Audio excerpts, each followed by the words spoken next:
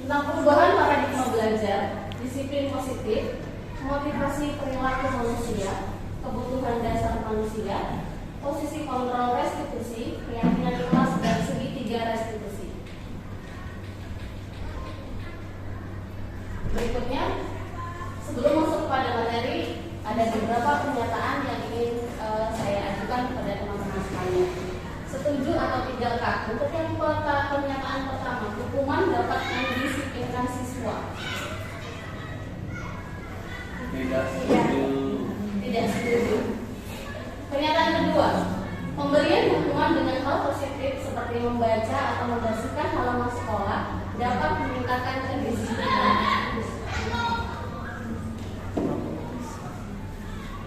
Yang setuju, silakan resen.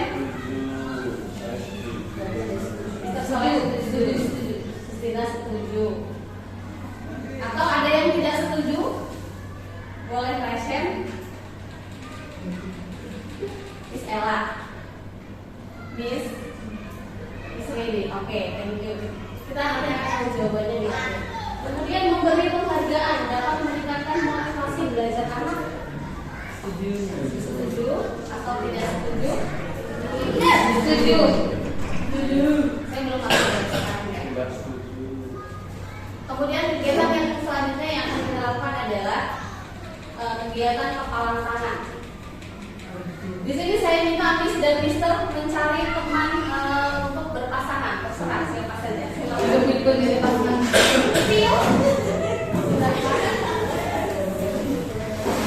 Silakan cari teman berpasangannya.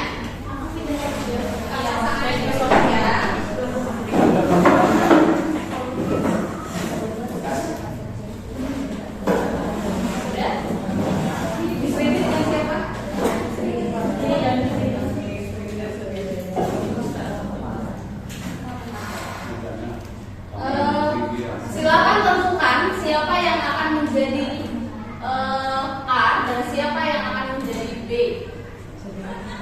Salah satu dari kalian dia menjadi A dan menjadi B. Silakan B. Aku mau sampai sini sampai maksa.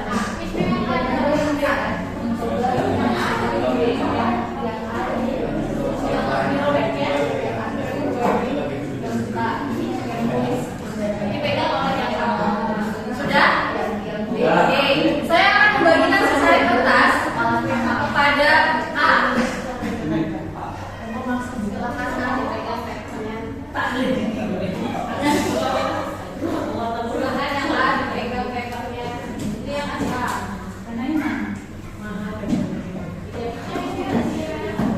Oke, silakan untuk yang A, silakan remas-remas papernya kemudian simpan di dalam genggaman tangan. Bukan mau genggaman tangan kanan atau kiri. Gak dilempar ke muka, Miss. Tidak, silakan genggam. Ya, aduh, ini silakan papernya disimpan di genggaman. Ini terserah posisi kanan atau kiri. Oke, finish? Oke. Kalau sudah finish, silakan anggota temannya yang B tadi, silakan bujuk si teman ini untuk merayu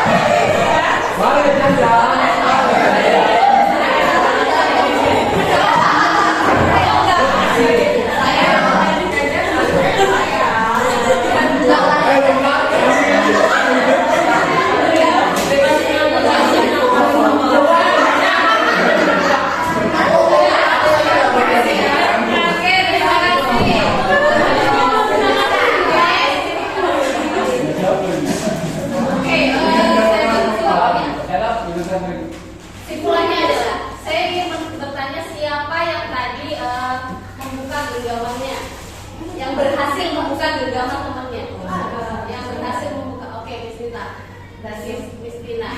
Ada lagi? Orang bebas serius. Saya ingin bertanya pendapatnya dulu dari Miss Ella yang tadi yang genggam ya. Apa alasan Miss Ella membuka genggaman Miss Ella? Pasti jajan. Oh, dikasih jajan. Oke. Kepada Jisun apa alasan Jisun membuka genggaman tangan Jisun? Sepertinya lebih banyak dia tembus mempertahankan ya. Coba saya ingin tangannya ke Mr. Soleh. Grupnya Mr. Soleh ya. Grupnya Mr. Soleh bagaimana? Apa yang membuat salah satu dari kalian tetap mempertahankan genggaman itu? Jadi sesuatu yang punya saya ya nggak boleh diminta sama orang, apapun dia mau merayu mau apa.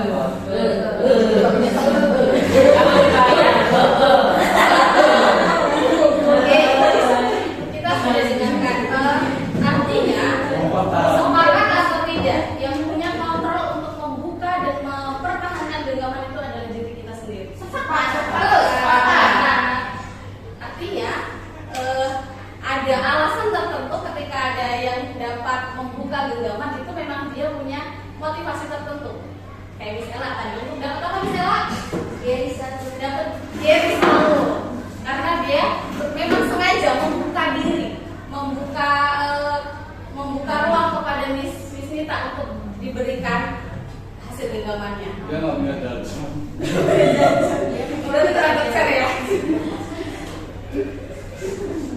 Oke, berkaitan dengan kegiatan kita tadi, betul sepakat dengan teman-teman tadi bahwa yang memiliki kontrol pada diri kita adalah kita sendiri, bukan orang lain. Begitupun dengan murid kita di sekolah.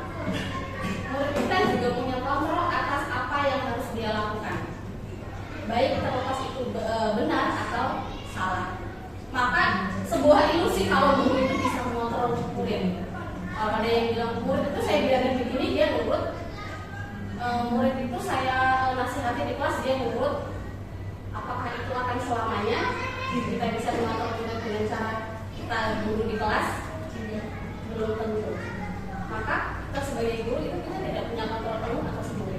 Kalaupun dia membuka diri, tadi sama kayaknya ya Miss Ella, karena dia punya tujuan tertentu, ada motivasi yang ingin dia capai, ada tujuan yang ingin dia capai.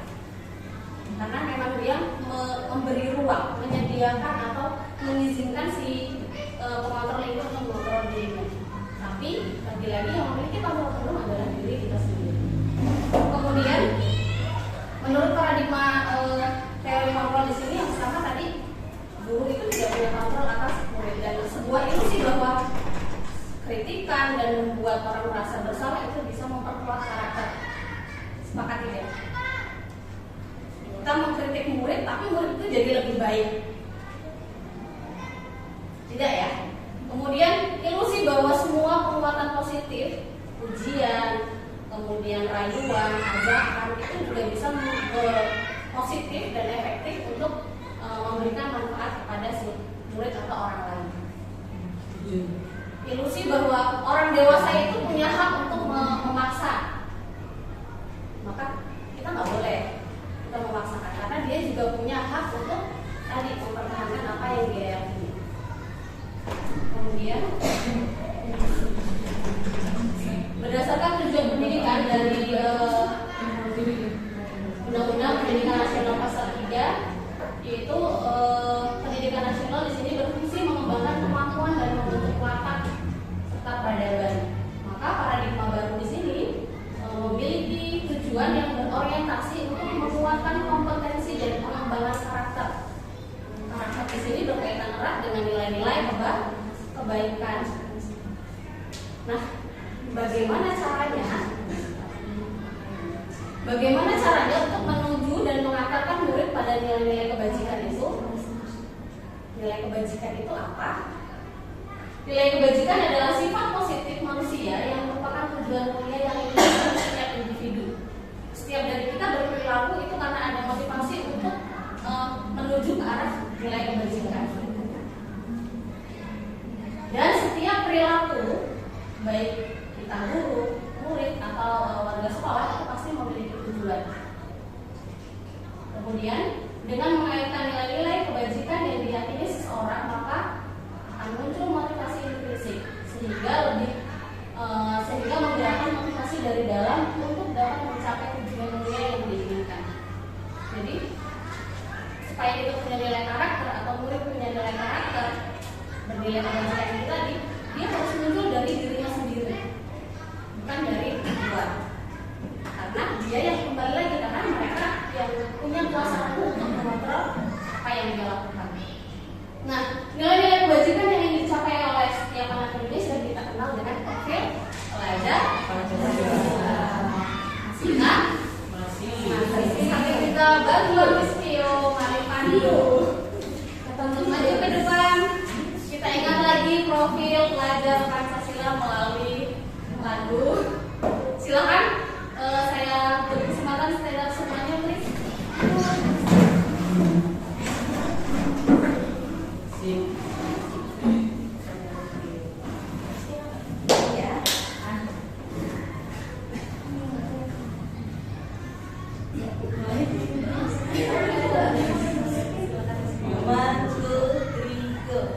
Belajar Pancasila, beriman dan bertakwa pada Tuhan Yang Esa, dan berakhlak mulia, berkebinekaan global, gotong royong mandiri, kreatif dan bernalar kritis.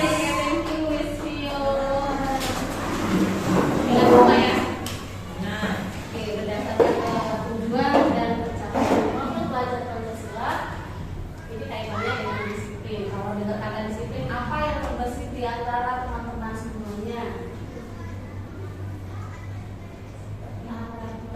Taat peraturan, tertib, yang kaitannya dengan disiplin.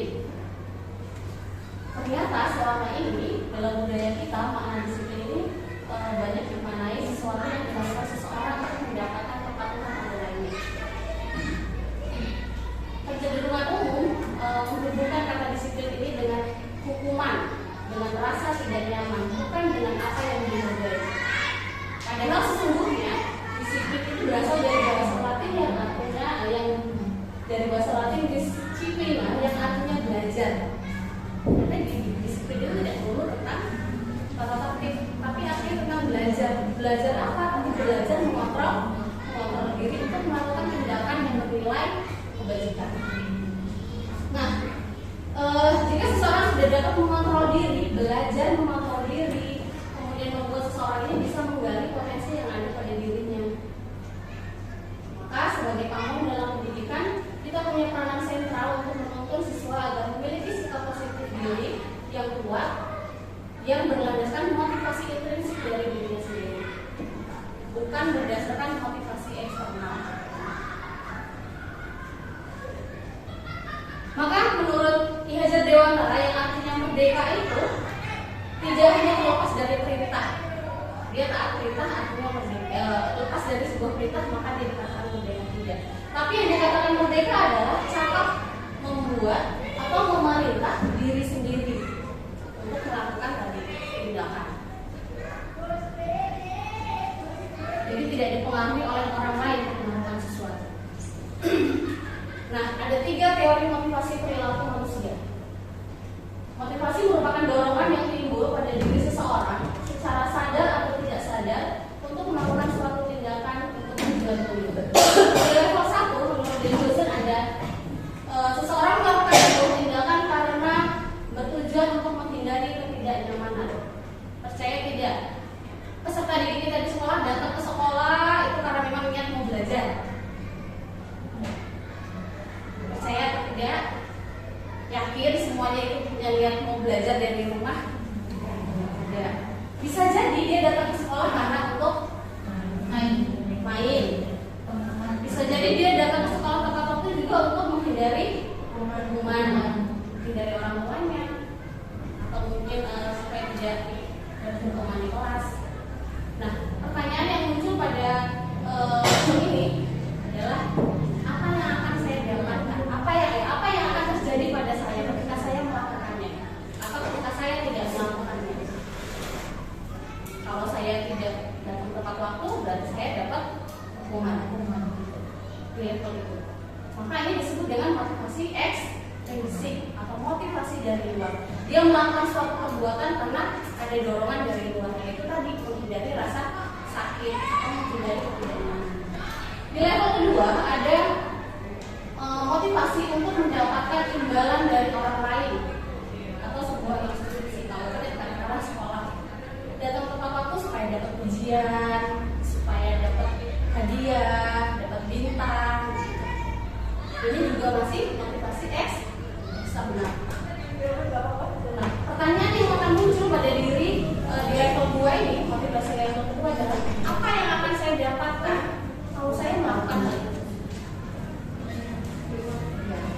Kalau saya nggak dapat apa-apa, sudah. Oh, saya kalau mau dapat hadiah maka saya harus ini. Itu masih termasuk motivasi eksternal. Nah, yang ingin kita capai adalah di level 3 untuk menghargai diri sendiri. Harapannya setiap murid dapat menghargai diri sendiri. Jadi dia datang ke sekolah itu memang karena dia ingin belajar lebih baik, bukan karena faktor yang lain. Apa yang muncul pada pertanyaan pada motivasi di level ini? Saya akan menjadi orang yang seperti apa ketika saya melakukannya. Jadi orientasinya adalah untuk dirinya sendiri. Sampai di sini ada yang mau didiskusikan? Enak ya. Lanjut. Kemudian bagaimana cara memotivasi? Cara memotivasi yang masih umum kita lakukan di sekolah adalah dengan penghargaan dan apresiasi. Boleh tidak memberikan penghargaan atau hadiah? Boleh. Asal penggunaannya tepat. Di level TK, di level SD kelas bawah itu masih relevan untuk memberikan hadiah. Tapi ketika sudah berlanjut di level selanjutnya perlu hati-hati untuk memberikan hadiah. Memberikan hadiah pun itu juga tidak boleh diiming-imingi di depan. Ayo siapa yang nanti selesai duluan, pulangnya duluan. Gitu. Jadi pemberian hadiah boleh dilakukan secara bijak di belakang misalnya. Mengerjakannya sudah bagus. Oh ini dapat repot nih dari Miss. Boleh dilakukan. Tapi tidak boleh dilakukan terus-menerus karena ini dapat mengganggu motivasi intrinsik yang sudah dibangun oleh siswa. Ada siswa yang sudah sadar untuk belajar, ada siswa yang sudah sadar untuk datang ke sekolah tepat waktu. Ketika suatu hari dia tidak dapat hadiah, karena misalnya ada momen itu dia nggak dapat hadiah, jadi dia merasa yang saya lakukan selama ini sia-sia, ambiar. Kemudian selanjutnya ada apresiasi. Apresiasi adalah sebuah cara memotivasi dengan cara memberikan pengakuan. Bagaimana cara memberikan pengakuan? Yaitu beri pengakuan secara khusus. Adi, hari ini kamu sudah datang ke waktu, kamu sudah menunjukkan sikap disiplin. Terima kasih. Hebat. Kemudian lakukanlah itu kepada semua murid. Jadi jangan hanya murid yang itu aja yang dipuji, yang diberi penghargaan. Murid yang dapat nilainya 100 atau murid yang aktif di pembelajaran. Dan pemberian apresiasi ini harus spesifik. Biasanya kalau masih ada yang good job nak, bagus, wow luar biasa, itu baik. Namun akan lebih baik lagi ketika kita memberikannya secara spesifik. Di situ ada pembukaan kata terima kasih. Kemudian ada dicontoh untuk merasakan menjawab ada nilai kebajikan. Kita tunjukkan yang kita apresiasi itu nilai kebajikan apa sih. Kemudian ada action yang dilakukan. Apa yang kita puji? Oh tadi mau sampah. Terima kasihnya sudah menunjukkan rasa tanggung jawabnya dengan memungut sampah yang berserakan di lantai. Bisa ya besok kita berusaha seperti itu? Bisa. Oke, lanjutnya ke kebutuhan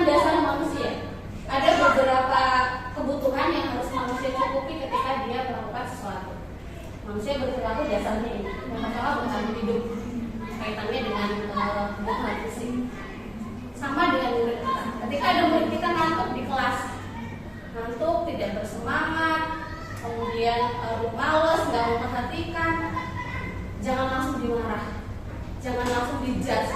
Ini nggak asik banget ini anak ini harus diapakan. Tapi tanyakan dulu, mana tahu kebutuhan dia yang ini belum tercukupi, belum sarapan, belum minum susu, atau belum apa, atau belum mandi.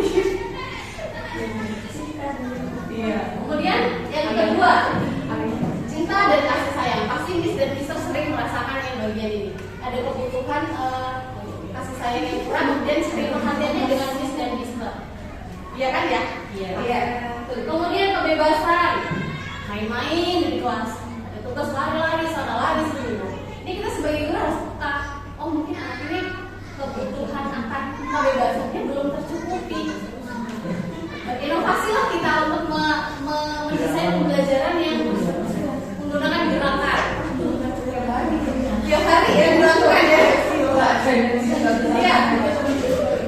Tadi di kelas misalnya juga ya, jadi ada kegiatan yang kalau bergerak dan sebenarnya juga mengangkat dari keputusan. Kemudian ada kesenangan dan yang terakhir kekuasaan. Jadi kalau di kelas atas ini yang paling terlihat di kekuasaan. Pengennya saya.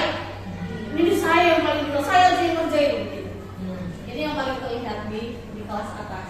Nah, kita yang sebagai pendidik itulah yang harus kita lakukan, bahwa kita harus peka mengcover semua kebutuhan mereka ini bisa jadi belajar.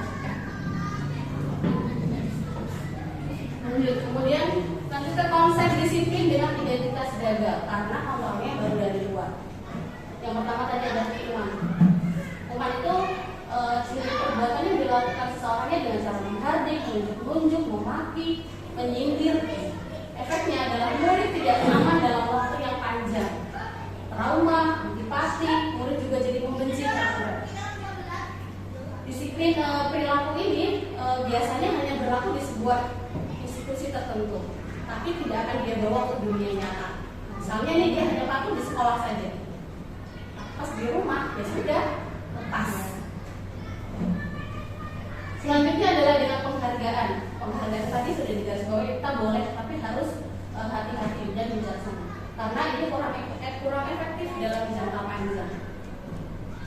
Kemudian merusak hubungan, jadi tidak sifat iri atau sesama teman di sekolah atau di kelas.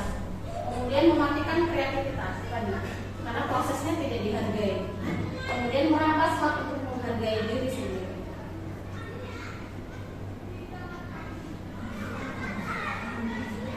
Selanjutnya konsep disiplin dengan identitas sukses, karena kontrolnya berasal dari dalam. Di sini ada konsekuensi.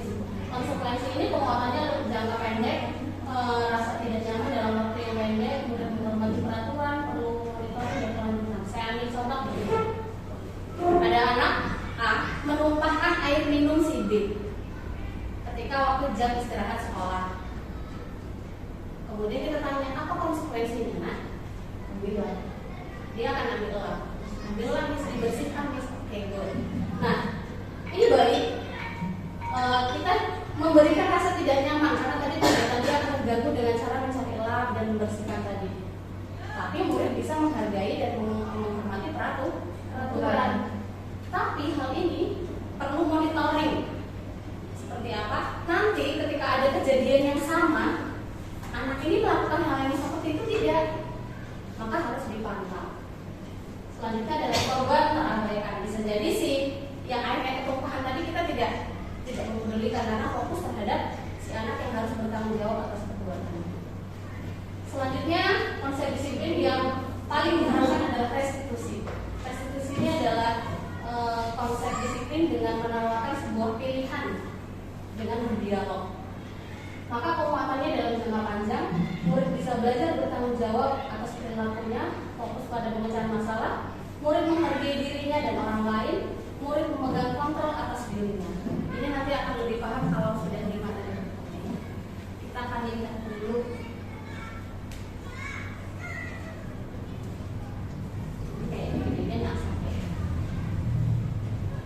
Kemudian ada 5 posisi kontrol guru dalam mendisiplinkan siswa di sekolah.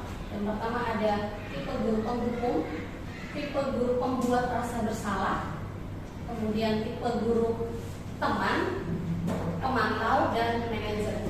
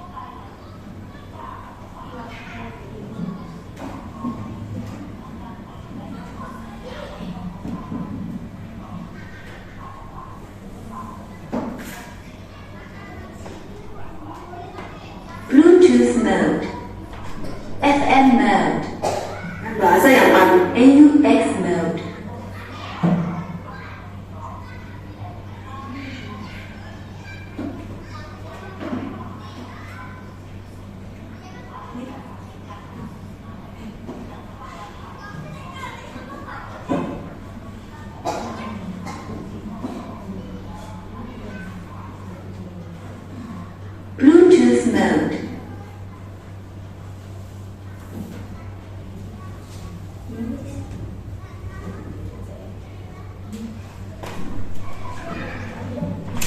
Kalau aku masih dengar ya teman-teman.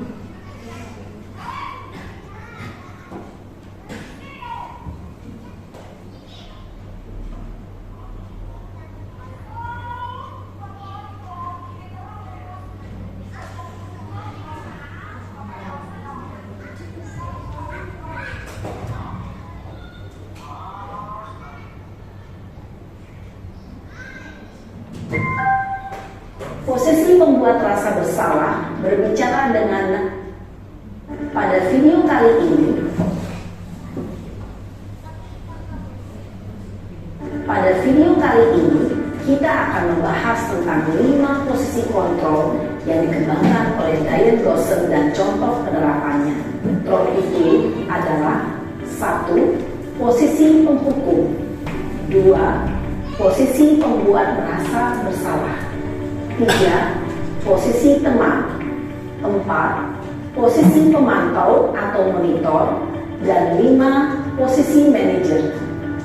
Untuk lebih memahami kelima posisi tersebut, mari kita saksikan kasus Naren yang terlambat hadir 20 menit di sekolah dan melihat bagaimana kelima posisi kontrol dalam menghadapi masalah tersebut.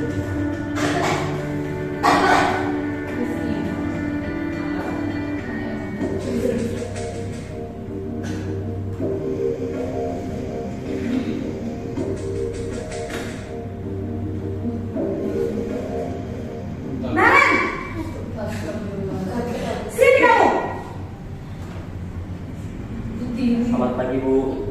Selalu terlambat. Kamu deh, pasti terlambat. Maaf, Bu. Saya Apa? Apa coba? Alasan kamu apa lagi? Kapan sih kamu tidak terlambat? Malas sekali ya kamu jadi anak. saya Dasar pemalas. Gak kapok-kapok sih kamu. Sudah berapa kali terlambat? Sana, kamu keliling lapangan basket 2 kali.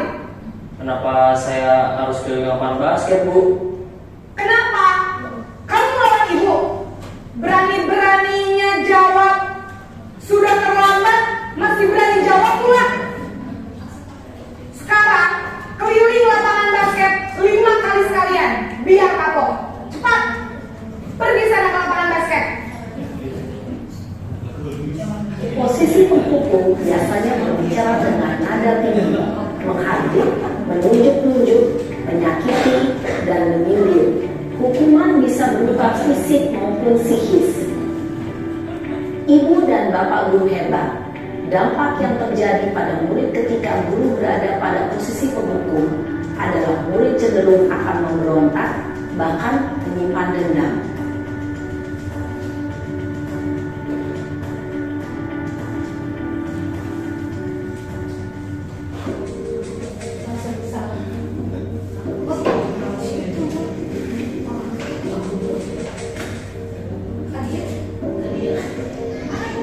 Naren!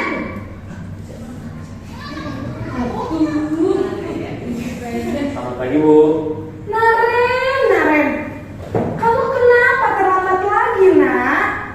Ya Tuhan, Naren. Kamu senang ya bikin ibu susah ya? Kalau kamu terlambat lagi, nanti ibu yang ditegur bapak kepala sekolah, nak. Disangka ibu tidak bisa membina kamu. Duh, gimana ini? Maaf, Bu. Duh, Gusti Naren. Kamu suka ya kalau ibu ditegur bapak kepala sekolah? Terus, sekarang ibu harus tulis apa ini di buku absen? Ini kamu sudah sering terlambat loh. Ibu harus apa coba? Maaf, Bu. Maaf sekali. Ya sudah, lain kali jangan bikin ibu susah lagi ya nak ya. Ibu tidak akan kuat lagi kalau kamu begini terus. Bisa jantungan kalau ibu ditegur bapak kepala sekolah. Sana cepat kelas. Maaf ya, Bu. Maaf sekali. Posisi pembuat rasa bersalah berbicara dengan nada cenderung lembut. Namun kata-kata yang diutarakan membuat murid merasa menjadi orang yang gagal, memandang buruk dirinya sendiri, merasa tidak berharga, dan tidak sanggup membahagiakan orang lain. Ketika guru mengambil posisi pembuat rasa bersalah, murid akan menganggap dirinya yang bersalah dan ia akan menyimpan emosi negatif tersebut di dalam dirinya.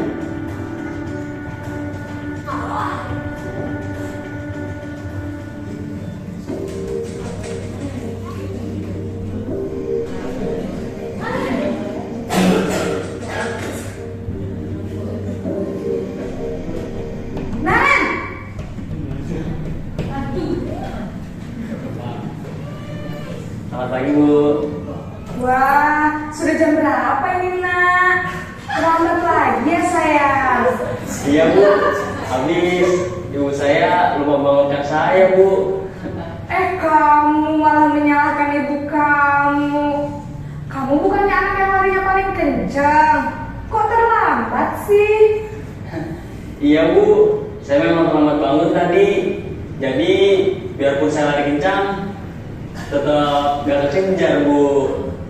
Ya sudah sana. Nanti lain kali larinya lebih kencang lagi ya. Biar gak terlambat lagi. Bikin seneng ibu. Demi ibu. Bisa kan? Bisa lah, Bu.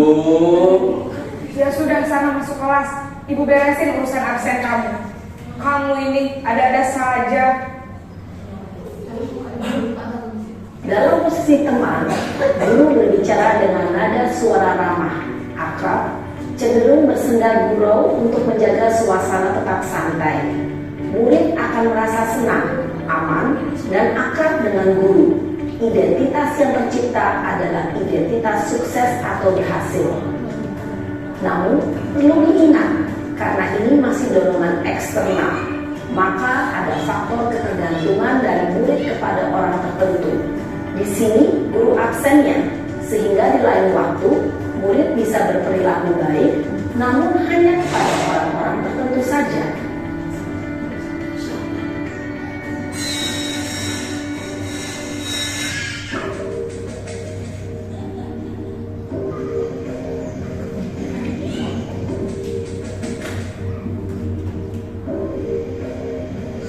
Naren!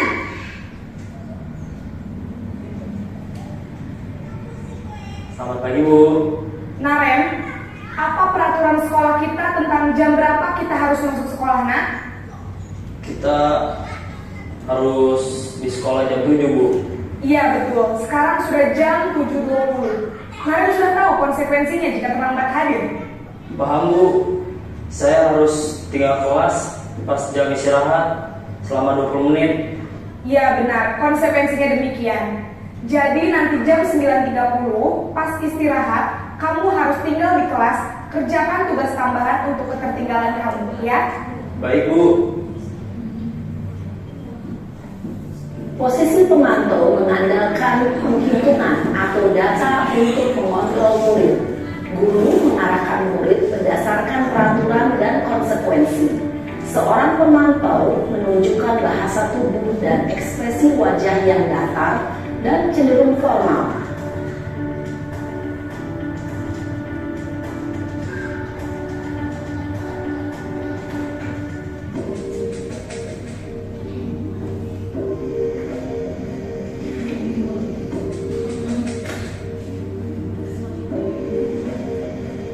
Naren!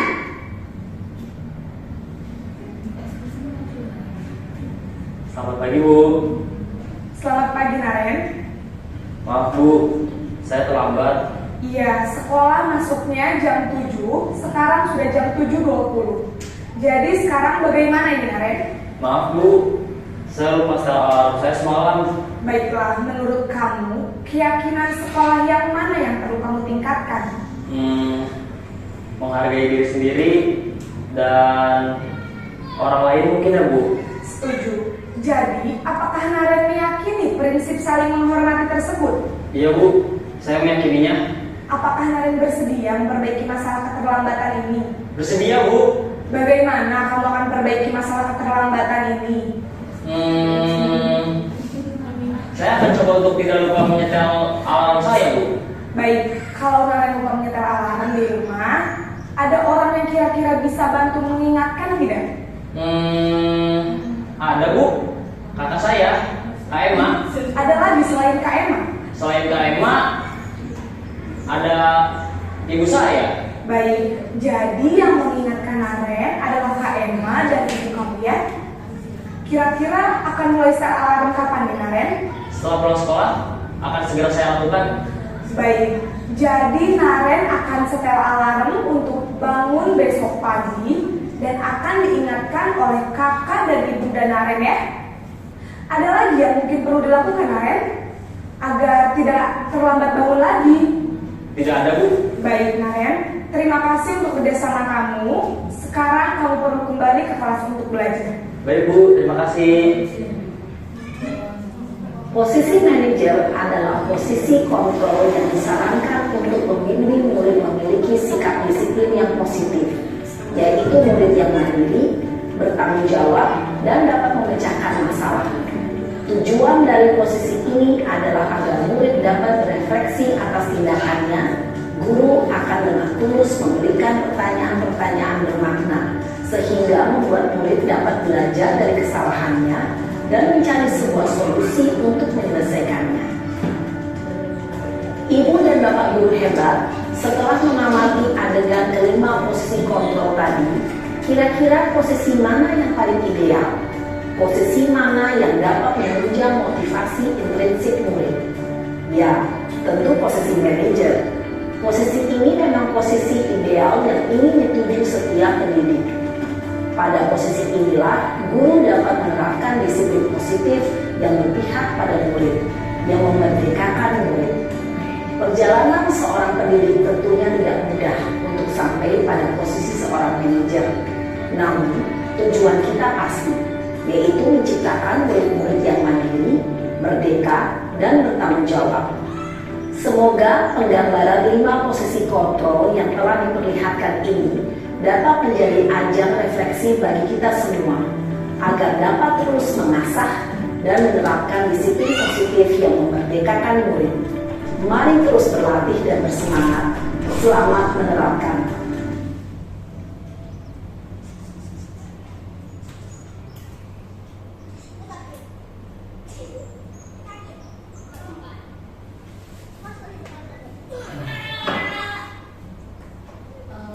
Bisa nampak jelas ya Ustaz dan Miss semuanya apa perbedaannya, dan sama-sama kita bisa merefleksikan, oh selama ini ternyata saya masih menerapkan yang tipe kontrol A, B, C, D gitu ya.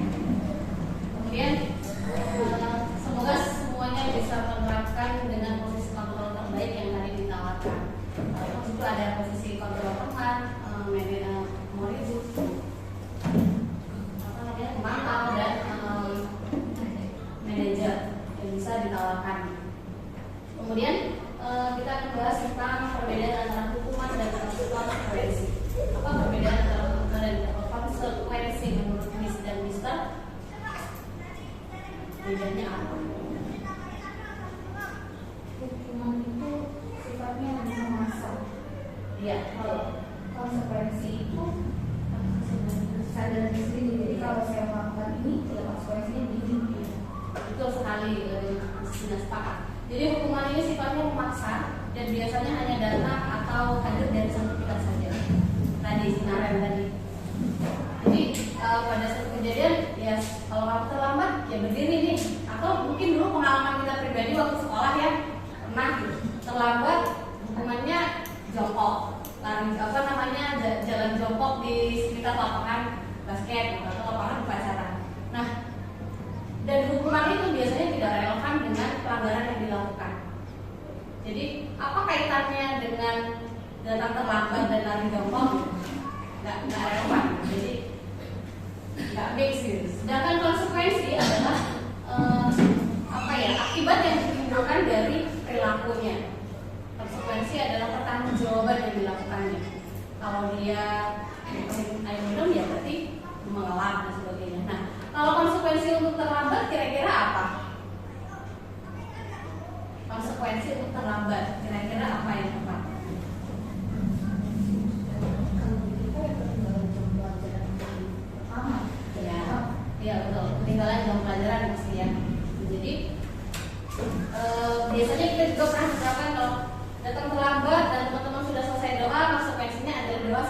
Gitu ya, pernah ya? Sering.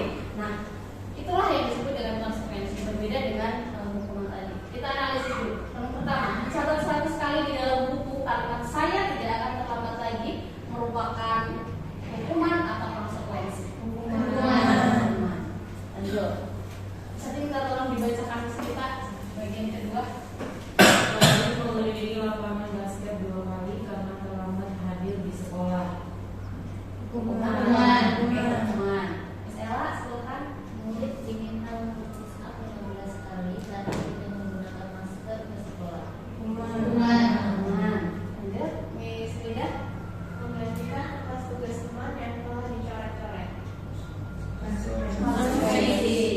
Lanjut, Miss Tanti. Membersihkan tumpahan air di meja tulis karena tersenggol pada saat belajar. Konsekuensi. Lanjut, Miss Pio.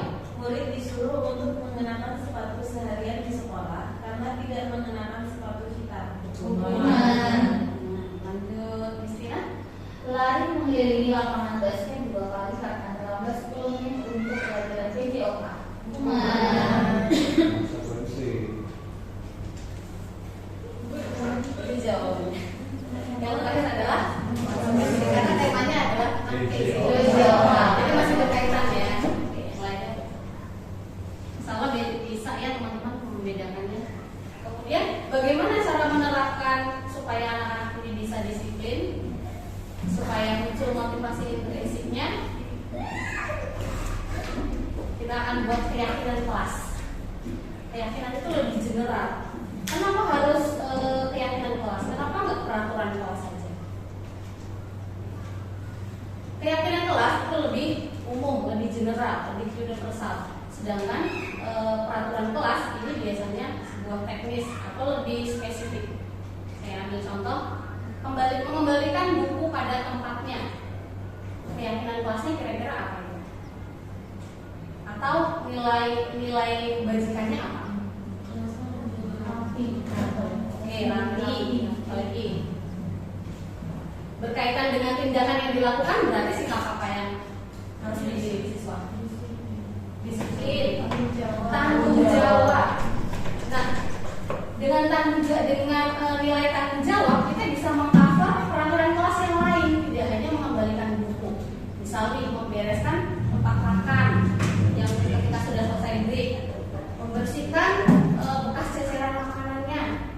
Jadi lebih general dan lebih bisa mengcover banyak sekali peraturan yang ditawarkan. Kemudian keyakinan kelas itu yang seperti apa? Keyakinan itu tadi ya sudah dibahas. Kita bisa ambil contoh kalau untuk anak-anak, kemarin saya coba terapkan yang pertanyaan ini dulu. Mengapa kita ketika menggunakan kendaraan roda 2 harus menggunakan helm? Alasannya apa? Mereka jawabnya macam-macam. Ada yang biar nggak ditilang, biar aman, biar selamat. Saya garis bawahi. Nah, selamat inilah yang disebut dengan keyakinan. Berkaitan dengan selamat, apakah hanya menggunakan helm? Tidak. Sepatu, jaket dan seterusnya. Ini kalimat pertanyaan yang bisa kita gunakan. Kalimat sederhana. Kemudian menggunakan masker di masa pandemi. Apa alasannya? Kesehatan. Nah, kita bisa dilihat ini loh yang dinamakan keyakinan. Hal baik yang kita akan capai. Nah, untuk mendukung itu, untuk memunculkan motivasi intrinsik itu, maka kita kembalikan lagi ke nilai-nilai keyakinan itu dan dibuatnya dalam bentuk kesepakatan kelas. Keyakinan itu sifatnya abstrak, kemudian bersifat umum, dibuatnya dalam bentuk kalimat positif, sebaiknya tidak terlalu banyak agar mudah diingat. Kemudian dibuatnya juga melibatkan seluruh warga kelas dan harus ditinjau, artinya dimonitoring, direview ulang. Saya tidak bisa. Oke, ini bedanya keyakinan kelas dengan peraturan kelas. Dilarang mengganggu orang lain, artinya menghormati orang lain. Sana pakai bedanya. Jangan berlari-lari di kelas atau koridor, alasannya adalah tentang keselamatan. Apakah yang berkaitan dengan keselamatan di lokasi sekolah hanya lari-lari? Kan tidak. Ada yang main gendong-gendong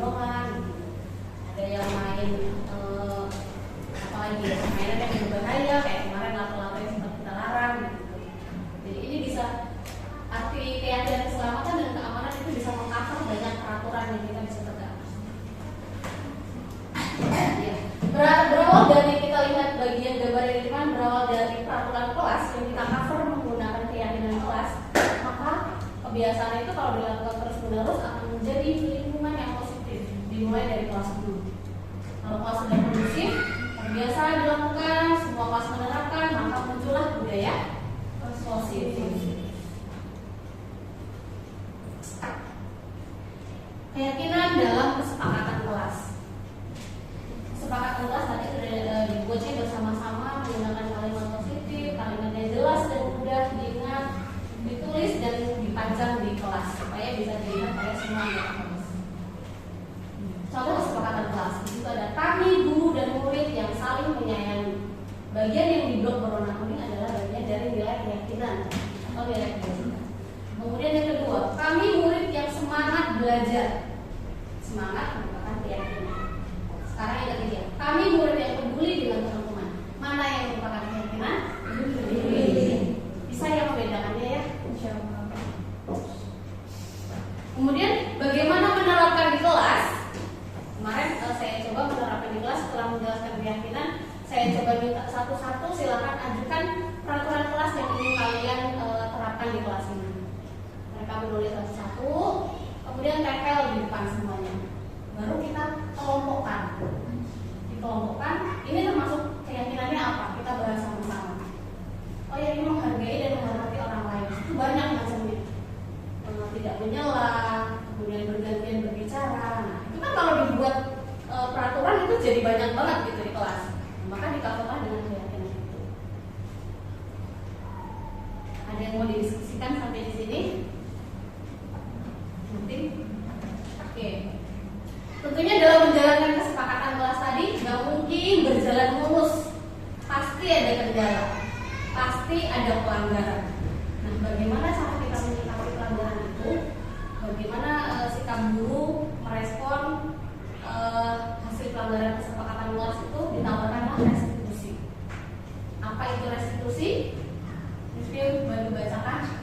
Restitusi adalah proses menciptakan kondisi bagi murid untuk memperbaiki kesalahan mereka, sehingga mereka bisa kembali pada kelompok mereka dengan karakter yang lebih kuat. Restitusi juga merupakan proses kolaboratif yang mengajarkan murid untuk mencari solusi untuk masalah mereka dan membantu murid berpikir tentang orang seperti apa yang mereka ingin menjadi tujuan mulia dan bagaimana mereka harus memperlakukan orang lain. Jadi restitusi itu proses kolaborasi, maka harus ada dialog. Tujuannya adalah apa? Memecahkan masalah. Kemudian yang menentukan siapa si pelakunya tadi, dia maunya apa. Secara tidak sadar sebenarnya kita sudah sering melakukan di sekolah. Ya tidak? Betul ya?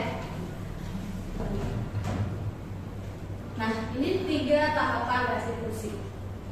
Yang pertama adalah menstabilkan identitas. Dibuat dulu dia merasa nyaman. Kemudian baru kita tanya apa betul. Kemudian kita bisa kembalikan lagi ke keyakinan kelas tadi. Yang pertama menstabilkan identitas. Tujuannya adalah untuk membentuk anak-anak yang merasa gagal karena berbuat salah menjadi positif terhadap dirinya. Wajar manusia itu salah. Semuanya manusia itu memang kodarnya salah. Jadi ada kalimat-kalimat yang kita bisa sampaikan ke anak-anak. Berbuat salah itu nggak apa-apa, nah. Miss dulu juga pernah. Atau bukan hanya kamu yang pernah bermasalah seperti ini. Jadi dibuat seolah-olah bukan hanya dia yang bersalah. Semuanya wajar. Nggak apa-apa. Gitu. Yang penting adalah mau memperbaiki diri. Kemudian ada banyak yang bisa ditawarkan. Kita pasti bisa menyelesaikan masalah ini. Yuk kita sama-sama diskusi.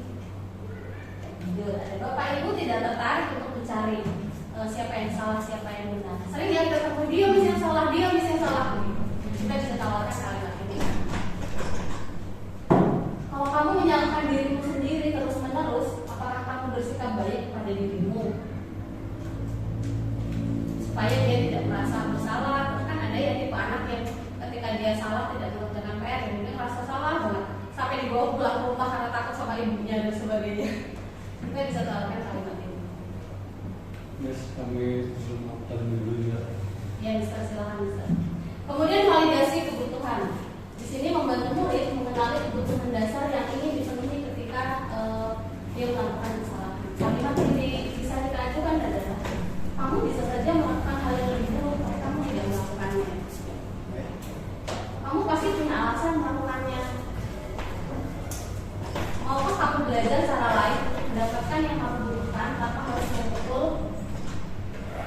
di latar belakang perilaku tadi, motivasi bahwa ada alasan tertentu dia melakukan suatu tindakan.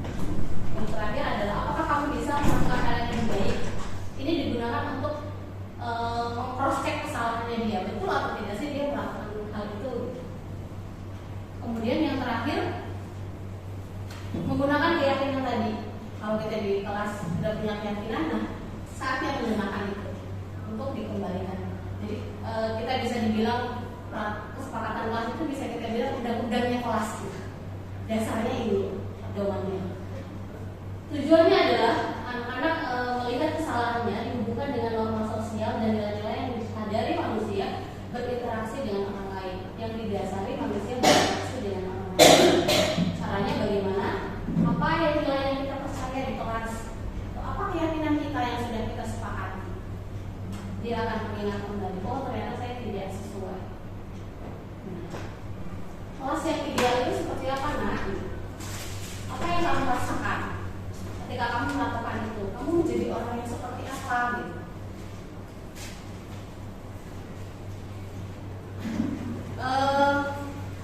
Dicukupkannya sebenarnya ada kegiatan gitu, tapi sepertinya waktunya kurang atau dilakukan. Mau Jumatan, oke baik. Jadi semoga apa yang saya sampaikan tadi bisa diterapkan di kelas, karena dalam mewujudkan budaya positif di kelas maupun di sekolah itu kita punya peranan yang sentral untuk menuntun murid menuju disiplin positif yang kuat, kemudian dilakukan dengan kebiasaan dan pembelajaran yang berpihak pada murid agar bisa mencapai karakter profil pelajaran. Amin. Berikut ini aksi nyata saya yang telah saya lakukan. Ini sama kesepakatan, kemudian ini contoh yang sudah saya buat dengan anak-anak di kelas. Sebenarnya masih terlalu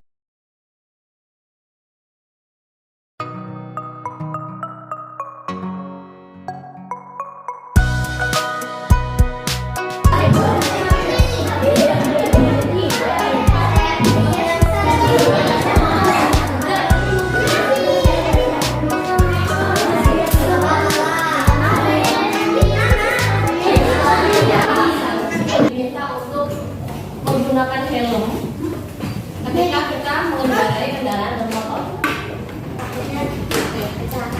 Takutnya kecelakaan, apalagi agar tidak terluka. Ada lagi? Biar nggak hilang. Agar saya tidak selamat. Ada selamat. Agar selamat. Kaitannya rata-rata kita kalau ditanya kenapa kok kita harus menggunakan helm ketika berkendara, kita cenderung akan menjawab agar selamat atau berkaitan dengan keselamatan diri, betul? Betul. Itulah yang disebut dengan keyakinan. Apakah keselamatan berkendara itu hanya menggunakan helm? Tidak. Apalagi kira-kira? Ngebut-ngebut, tidak ngebut-ngebut, apalagi menggunakan sepatu. Ada lagi? Menggunakan sarung tangan. Menggunakan apa? Sarung tangan. Oke, good, sarung tangan. Ini adalah tidak mengganggu teman saat sholat. Tidak mengganggu teman saat sholat, tidak bertekad di kelas, kemudian berbicara bergantian, ada yang sama berbicara bergantian dan tidak boleh berisik saat pelajaran. Kira-kira ini keyakinan yang menunjukkan, berarti ini keyakinannya tentang apa? Menghargai siapa?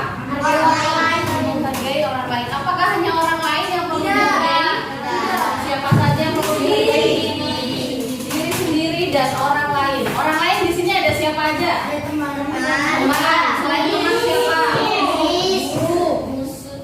Ada siapa lagi kira-kira yang berpotensi datang ke kelas kita? Misun. Wali murid. Wali murid. Ada siapa lagi? Mas Adit. Mas Adit. Siapa lagi? Ada adik kelas? Ya. Kita juga dengan adik kelas harus ada. Well, sepakat ya? Sepakat. Oke, selanjutnya di sini ada membuang sampah, kemudian menjaga kebersihan kelas, kemudian ada tidak menyimpan sampah di loker. Kira-kira ini keyakinannya tentang apa? Kebersihan. Kebersihan.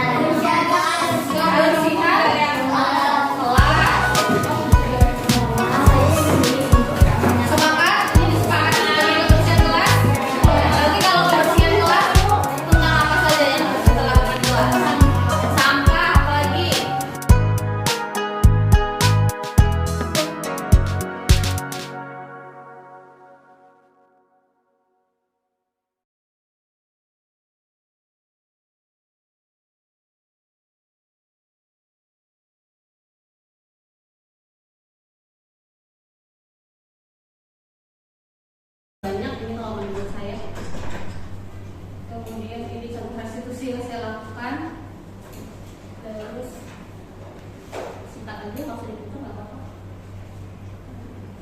Nah, refleksinya ini masih agak baru ya untuk anak-anak di kelas 5 terutama tentang keyakinan, jadi masih adaptasi. Jadi kemudian hasil beberapa murid sudah bisa paham gitu dan juga bisa menerapkan, tapi masih ada juga yang belum bisa menerapkan. Kemudian selanjutnya ide yang kemarin murid melakukan tulis itu saya belum tempel.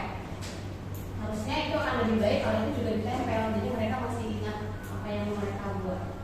Kemudian dalam pengalaman restitusi masih agak kaku. Kadang-kadang masih agak susah memilih kosakata dengan menggunakan ketiga-tiganya. Tadi kan ada tiga segitiga restitusi. Nah itu kan kadang-kadang masih agak bingung. Oh, bagian menstabilkannya kadang-kadang dibalik gitu. Itu pun tidak apa-apa. Yang penting lurus aja. Tindak lanjutnya tadi setiap pagi bisa diulang sebelum pembelajaran untuk bisa menguatkan kegiatan kita di kelas dan bisa terapkan. Terima kasih teman-teman, semoga kegiatan hari ini menambah pengetahuan kita semua dan dapat diterapkan kita di kelas masing-masing, kemudian bisa mewujudkan budaya positif sekolah yang lebih baik. Terima kasih. Assalamualaikum warahmatullahi wabarakatuh. Waalaikumsalam warahmatullahi wabarakatuh. Itu ada beng-beng, silahkan diambil buat mengembalikan moodnya.